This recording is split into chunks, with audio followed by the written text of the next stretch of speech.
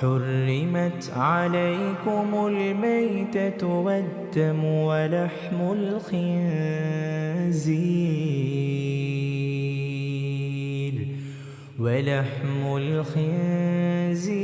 وما أهل لغير الله به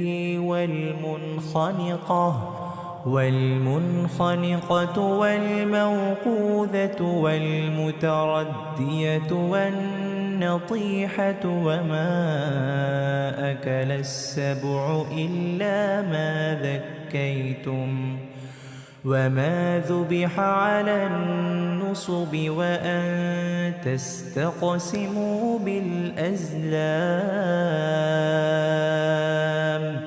ذلكم فسق. اليوم يئس الذين كفروا من دينكم فلا تخشوهم واخشون. اليوم أكملت لكم دينكم وأتممت عليكم نعمتي ورضيت لكم الإسلام دينا. فمن اضطر في مخمصة غير متجانف لإثم فإن الله غفور رحيم. يسألونك ماذا أحل لهم قل أحل لكم الطيبات وما علمتم من الجوارح مكلبين تعلمونهن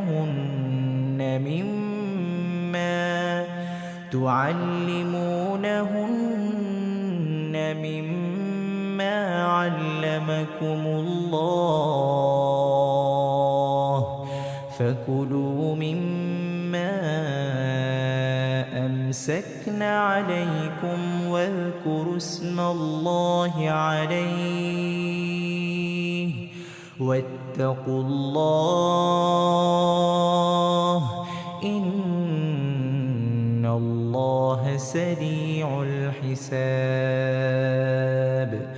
اليوم أحل لكم الطيبات وطعام الذين أوتوا الكتاب حل لكم وطعامكم حل لهم والمحصنات من المؤمنات والمحصنات من الذين أوتوا الكتاب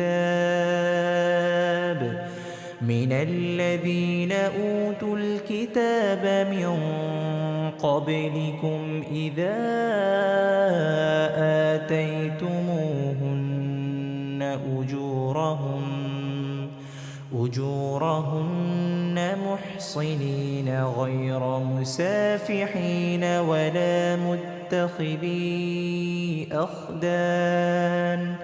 ومن يكفر بالإيمان فقد حبط عمله وهو في الآخرة من الخاسرين.